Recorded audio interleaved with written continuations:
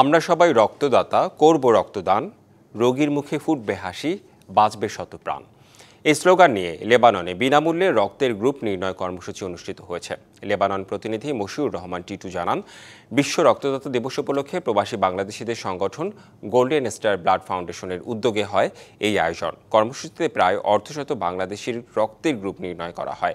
অংশগ্রহণকারী বাংলাদেশিরা সংগঠনটিকে ধন্যবাদ জানিয়ে বলেন, এমন অনেকেই আছি যারা নিজের ব্লাড গ্রুপ জানেন না। এই কর্মসূচির মাধ্যমে গ্রুপ জানার সুযোগ হয়েছে। এই কার্যক্রমে সক্রিয়ভাবে অংশগ্রহণকারী সকল বাংলাদেশিকে ধন্যবাদ জানিয়ে সংগঠনটির নেতৃবৃন্দ বলেন, এই ধরনের কর্মসূচি আয়োজনে প্রবাসে বাংলাদেশিদের মৃত্যুর হার অনেকটা কমে আসবে। রক্তের গ্রুপ নিলে দিকে অনেক সময় লেগে যায়, রোগীর বাঁচাইতে কষ্ট হয় রক্তের জন্য।